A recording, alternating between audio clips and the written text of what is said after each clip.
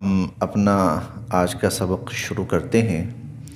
اعوذ باللہ من الشیطان الرجیم، بسم اللہ الرحمن الرحیم۔ گزشتہ آیت میں تذکرہ شروع ہوا منافقین کا کہ وہ لوگ جو زبان سے تو یہ اقرار کرتے ہیں کہ ہم ایمان لائے اللہ پر اور آخرت کے دن پر، لیکن چونکہ دل سے وہ اس کو تسلیم نہیں کرتے، اسی لیے اللہ رب العزت کے ہاں ان کے ایمان کا کوئی اعتبار نہیں۔ چنانچہ صراحتاً ان کو کہہ دیا گیا کہ وما ہم بمؤمنین، یہ لوگ ایمان والے ہیں ہی نہیں ہیں۔ اب انہی کا مزید تذکرہ اگلی آیات میں بھی چل رہا ہے۔ یخادعون، یہ لفظ پہلی دفعہ آیا ہے۔ یخادعون یہ خدع سے ہے، خا دال عین، خدع۔ خدع کا مطلب ہوتا ہے دھوکہ دینا، خدع دھوکہ دینا۔ یخادعون یہ دھوکہ دیتے ہیں اللہ کو۔ منافقین کے بارے میں کہا جا رہا ہے یخادعون یہ دھوکہ دیتے ہیں اللہ کو، اور الذین جو لوگ آمنوا ایمان لائے، والذین اور جو لوگ آمنوا ایمان لائے۔ یخادعون اللہ والذین آمنوا یہ دھوکہ دیتے ہیں اللہ کو اور ایمان والوں کو، یہ دھوکہ دیتے ہیں اللہ کو اور ایمان والوں کو۔ وما اور ما نہیں، وما اور نہیں، یخدعون دھوکہ دیتے، وما یخدعون اور نہیں دھوکہ دیتے، الا مگر، وما یخدعون الا اور نہیں دھوکہ دیتے مگر، انفسہم یہ دو لفظ ہیں، ایک انفس اور ایک ہم۔ انفس نفس کی جمع ہے، انسانی جان، نفس انسانی جان کو کہتے ہیں، نفس انسانی جان۔ تو انفس کا مطلب ہوگا جانے، انفس جانے، ہم اپنی، انفسہم اپنی جانے، وما یخدعون اور نہیں دھوکہ دیتے الا مگر انفسہم اپنی ہی جانوں کو، آسان کر لیں تو اپنے آپ کو، وما یخدعون الا انفسہم اور نہیں یہ دھوکہ دیتے مگر اپنے آپ کو، اور ما نہیں، یشعرون یہ لفظ شعور سے ہے اور ہماری اردو میں عام استعمال ہونے والا لفظ، خصوصاً پچھلے کچھ عرصے سے یہ لفظ بہت زیادہ ہمارے ہاں معروف ہو رہا ہے، استعمال ہو رہا ہے، آج کل کی اصطلاح میں وائرل ہو رہا ہے، مشہور ہو رہا ہے۔ یشعرون شعور سمجھ فہم، وما یشعرون اور یہ اس بات کو سمجھتے بھی نہیں ہیں، وما یخدعون الا انفسہم اور نہیں یہ دھوکہ دے رہے مگر اپنی جانوں کو، اپنے آپ کو، وما یشعرون اور یہ اس بات کو سمجھ بھی نہیں رہے۔ پھر دیکھتے ہیں اس آیت کو، یخادعون اللہ یہ دھوکہ دیتے ہیں اللہ کو، والذین آمنوا اور ایمان والوں کو، وما اور نہیں یخدعون دھوکہ دے رہے الا انفسہم مگر اپنے آپ کو، وما یشعرون اور یہ اس بات کو سمجھ بھی نہیں رہے۔ یہاں منافقین کا وہ جو دوغلا پن ہے، اس دوغلے پن کو تھوڑا سا اور کھول کے بیان کیا گیا ہے۔ یہ زبان سے کہتے ہیں جی جی ہم مانتے ہیں اللہ ایک ہے، لا الہ الا اللہ، آمنا باللہ وبالرسول، اور آمنا باللہ وبالیوم الآخر، کہتے ہیں زبان سے، لیکن دل سے تو نہیں مانتے نا۔ تو کیا کر رہے ہیں؟ اپنی دانست میں اللہ کو دھوکہ دینے کی کوشش کر رہے ہیں۔ اللہ کو دھوکہ نہیں دیا جا سکتا، لیکن جب انسان اس طرح کی حرکت کرتا ہے تو گویا وہ ایک طرح سے اللہ کو دھوکہ دینے کی اپنی دانست میں کوشش کر رہا ہے۔ اور جب کوئی انسان اپنی دانست میں اللہ کو دھوکہ دینے کی کوشش کرتا ہے تو وہ در حقیقت اپنے آپ کو دھوکہ دے رہا ہوتا ہے، وہ در حقیقت اپنے آپ کو دھوکہ۔ اور سب سے بڑی جو اس موقع پر جو سب سے بڑی غلطی ہوتی ہے وہ یہ کہ اس کو یہ سمجھ بھی نہیں آ رہی ہوتی کہ میں اپنے آپ کو دھوکہ دے رہا ہوں۔ ایک چھوٹا سا منظر آپ سب نے دیکھا ہوگا، چھوٹا سا ایک منظر آپ سب نے دیکھا ہوگا۔ گھروں میں بچے ہوتے ہیں نا چھوٹے، تو وہ بچہ، چھوٹے بچے جیسے کوئی 1 سال کا، 1.25 سال کا، 1.5 سال کا، 2 سال کا، وہ بچہ کوئی چیز آپ سے چھپاتا ہے،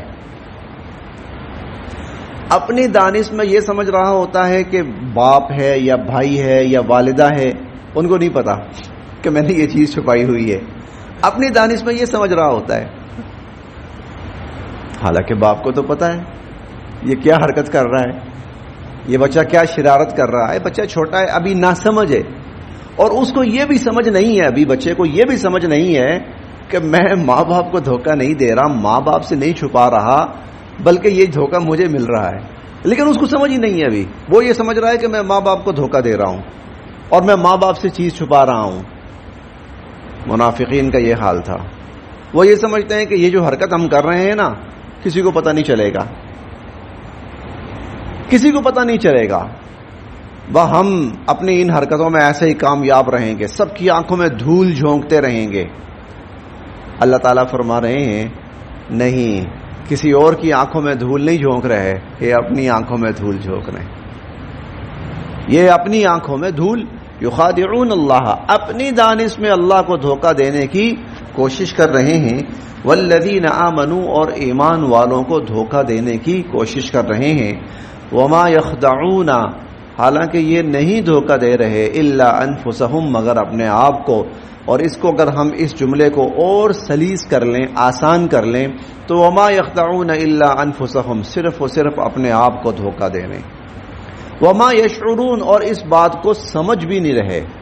اب آگے آ جائیے، کلاس میں شامل ہو جائیں، کلاس میں تھوڑی سی جگہ دیتے جائیں ساتھی۔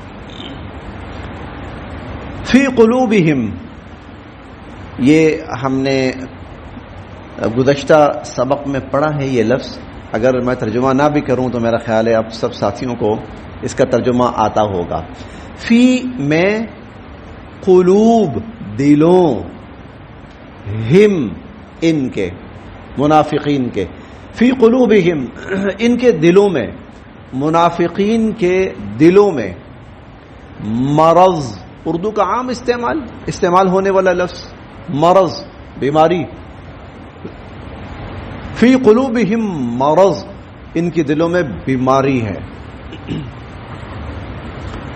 ان کے دلوں کے اندر یہ اس سے بڑی بیماری کیا ہوگی کہ انسان یہ سمجھے کہ میں اللہ کو دھوکہ دے رہا ہوں، اس سے بڑی بیماری، اس سے بڑا روگ اور اس سے بڑی خرابی اور خامی اور کیا ہوگی؟ فی قلوبہم مرض، ان کے دلوں کے اندر مرض ہے، نفاق کا مرض۔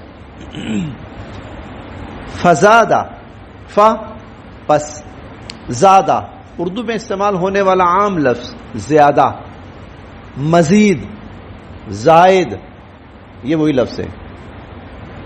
تو زیادہ کا مطلب ہوتا ہے بڑھ جانا کسی چیز کا، فزادہ تو زیادہ کر دی، بڑھا دی، ہم ان کی، فزادہم زیادہ کر دی ان کی، اللہ نے، مرضا بیماری، فزادہم اللہ مرضا اللہ نے ان کی بیماری اور زیادہ کر دی، اللہ نے ان کی بیماری اور بڑھا دی۔ چاہتے یہ ہیں مسلمانوں کو نقصان پہنچے، مسلمانوں کو فائدہ نہ ہو۔ جوں جوں مسلمانوں کو فائدہ ہوتا جا رہا ہے، جوں جوں مسلمانوں کو قوت ملتی جا رہی ہے، جوں جوں مستحکم ہوتے جا رہے ہیں، ان کے اندر کی منافقت اور بڑھتی جا رہی ہے۔ فزادہم اللہ مرضا، اللہ نے ان کی بیماری اور بڑھا دی، اللہ نے ان کا مرض اور زیادہ کر دیا۔ وَلَهُمْ اور لہم دو لفظ، لا ہم، لا کے لیے، ہم ان، وَلَهُمْ اور ان کے لیے عذاب ہے، علیم، علیم کا لفظ علم سے ہے، علم ہماری اردو میں بھی استعمال ہوتا ہے، المناک حادثہ، المناک منظر، المناک کیفیت، علم تکلیف، دکھ، درد۔ وَلَهُمْ اور ان کے لیے عذاب علیم، دردناک عذاب ہے، تکلیف دہ عذاب ہے۔ بما اس سبب کے، کانو ہیں یہ، یکذبون، یکذبون کذب سے ہے، جھوٹ، یکذبون جھوٹ بولتے، بما کانو یکذبون اس سبب سے کہ یہ لوگ جھوٹ بولتے ہیں۔ وَلَهُمْ عَذَابٌ علیم ان کے لیے تکلیف دہ عذاب ہے، دردناک عذاب ہے، بما کانو یکذبون کیونکہ یہ لوگ جھوٹ بولتے ہیں۔ وَلَهُمْ عَذَابٌ علیم ان کو دن رات جھوٹ بولنا پڑتا ہے، ان کو صبح و شام جھوٹ بولنا پڑتا ہے، ان کو ہر موقع ہر جگہ پر جھوٹ بولنا پڑتا ہے۔ کیوں؟ اس لیے کہ جس شخص کا ظاہر اور باطن ایک نہ ہو، اوپر کچھ ہو اندر کچھ ہو، اندر کو چھپانے کے لیے اسے اوپر سے بڑی تعویلیں کرنی پڑتی ہیں، اور پھر کہیں پکڑا جا رہا ہو تو اس کے پاس صرف ایک سہارا ہوتا ہے، جھوٹ بولنا، جھوٹی قسمیں کھانا۔ چنانچہ وہ قدم قدم جھوٹ بولتا ہے، جھوٹ کا عادی ہو جاتا ہے، اور جب جو شخص جھوٹ کا عادی ہو جاتا ہے تو وَلَهُمْ عَذَابٌ علیم ایسے شخص کے لیے اللہ کے ہاں دردناک عذاب ہے۔ ایسے شخص کے ہاں اللہ رب العزت کے لیے دردناک عذاب ہے۔ اللہ کو جھوٹ کسی صورت پسند نہیں ہے، اللہ تعالیٰ کو جھوٹ پسند نہیں ہے۔ اندازہ اس بات سے لگائیں کہ قرآن کریم میں جھوٹ کے ساتھ لعنت کا وعدہ ہے اللہ کا، جھوٹ بولنے والوں کے لیے اللہ کی طرف سے لعنت ہے۔ اور ایک موقع وہ بھی آتا ہے، ایک موقع وہ بھی آتا ہے، اس کا تذکرہ ہم 18ویں پارے میں پڑھیں گے، اس کو لعان کہا جاتا ہے۔ لعان کا مطلب ہوتا ہے میاں اور بیوی جو ہیں، اگر خدا نخواستہ وہ کسی ایک فریق کو کسی بدکاری میں مبتلا دیکھیں تو وہاں گواہوں کا لانا تو مشکل ہوتا ہے، اور اس صورت میں میاں بیوی رہ بھی نہیں سکتے تو وہ لعان کرتے ہیں آپس میں۔ لعان کیا ہوتا ہے؟ اس میں مرد کہتا ہے، مرد کہ اگر میں جھوٹا ہوا، اگر میں جھوٹا ہوا تو میرے اوپر اللہ کی لعنت۔ جھوٹ ایسا ہے کہ بندہ خود اس میں اپنے اوپر اللہ کی طرف سے لعنت کرتا ہے، اپنے اوپر لعنت بھیجتا ہے۔ جھوٹ، یہ اللہ تعالیٰ نے قرآن کریم میں یہ حقیقتیں ویسے ہی بیان نہیں کی، یہ حقیقتیں اللہ تعالیٰ نے قرآن کریم میں ویسے ہی بیان نہیں کی۔ آپ اس کا اندازہ اس بات سے بھی لگائیں کہ نبی علیہ الصلوۃ والسلام نے جب اعلانیہ نبوت کا اعلان فرمایا، شروع میں تو تھا نا مخفی طور پر دار ارقم کے اندر چھپ کر، پھر اللہ تعالیٰ کی طرف سے حکم ہوا کہ فَاسْتَعْ بِمَا تُؤْمَرْ، چلیے اب آپ اعلان فرمائیے، اب اس کو ظاہر فرمائیے۔ رسالت اس کو کہا جاتا ہے نا، اب نبوت تو مل گئی، اب رسالت ہے کہ اس کو ظاہر فرمائے سب کے سامنے۔ حضور علیہ الصلوۃ والسلام جب تشریف لے گئے صفا پہاڑی کے اوپر، ابھی آپ دیکھ کر آئے ہیں ماشاءاللہ اکثر ساتھی، اب تو خیر اس کی صرف ایک بقیہ جات اور نشانیاں رہ گئی ہیں، لیکن اس وقت یہ ایک بڑی پہاڑی تھی، اور عرب کے مکہ کے لوگ جب لوگوں کو متوجہ کرنا چاہتے تھے تو صفا کے اوپر آ جاتے تھے، وہاں آ کر اعلان کرتے تھے، آواز گونجتی تھی، لوگ نکل کے آتے تھے، کیا بات ہے، فلاں معاملہ ہے، دشمن آ رہا ہے، تجارتی قافلہ آیا ہے، فلاں معاملہ ہے، فلاں میٹنگ ہے، تو وہاں پر اعلان ہوتا تھا، اناؤنسمنٹ ہوتی تھی۔ تو حضور علیہ الصلوۃ والسلام وہاں تشریف لے گئے۔ وہاں جا کر جب لوگ اکٹھے ہوئے ہیں، جی کیا بات ہے، خیریت ہے؟ تو آپ نے فرمایا کہ اگر میں یہ کہوں کہ پہاڑی کے پیچھے سے ایک لشکر آ رہا ہے اور تم پر حملہ آور ہونے لگا ہے تو کیا تم میری اس بات کا یقین کرو گے؟ تو لوگوں نے آگے سے پتہ کیا کہا؟ لوگوں نے کہا کہ ما جربنا علیک کذبا، ہم نے آپ کو کبھی جھوٹ بولتے دیکھا ہی نہیں ہے، اور ہم نے آپ سے سچ کے سوا کبھی کوئی سنا ہی نہیں ہے۔ ابھی نبوت ظاہر نہیں ہوئی، ابھی لوگوں کو نہیں پتا کہ آپ کو اللہ کی طرف سے نبوت عطا ہوئی ہے اور آپ نبوت کا اعلان فرمانے لگے، ابھی لوگوں کو یہ نہیں پتا۔ ابھی تک تو یہ ہے کہ یہ وہ ہستی ہے کہ انہوں نے جو بات کہنی ہے وہ 100% سچ ہے، یہ الصادق ہیں، جھوٹ کا تصور ہی نہیں ہے ان سے۔ پھر حضور علیہ الصلوۃ والسلام نے فرمایا میں اس سے بھی بڑی بات کہتا ہوں، اور وہ کیا؟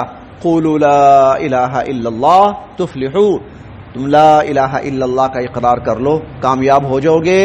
حضور علیہ الصلوۃ والسلام نے اپنی نبوت کے اعلان سے بھی پہلے، نبوت کے اعلان سے پہلے حضور علیہ الصلوۃ والسلام نے اپنی صداقت کا اعلان فرمایا کہ میں سچا ہوں، میں جھوٹ نہیں بولتا، اور جو جھوٹ بولتے ہیں وَلَهُمْ عَذَابٌ عَلِيمٌ، ان کے لیے تو اللہ کے ہاں دردناک عذاب ہے، اور أَلَا لَعْنَةُ اللَّهِ عَلَى الْكَاذِبِينَ، جھوٹ بولنے والوں پر تو اللہ کی لعنت ہے۔ اسی لیے انبیاء علیہم السلام کے ناموں کے ساتھ اکثر آتا ہے صدیقاً نبیہ، صدیقاً نبیہ، سچے ہوتے تھے، نبی ہوتے تھے، صداقت پہلے ہے، نبوت بعد میں۔ معاشرے کے لیے یہ سب بہت بڑی صفت ہے، معاشرے کی کامیابی کے لیے سچائی، اور دوسری امانت داری ہے۔ نبی کی نبوت کا اعلان بعد میں ہوتا ہے، نبی کی صداقت کا اعلان پہلے ہوتا ہے۔ اور جو جھوٹ بولتے ہیں وَلَهُمْ عَذَابٌ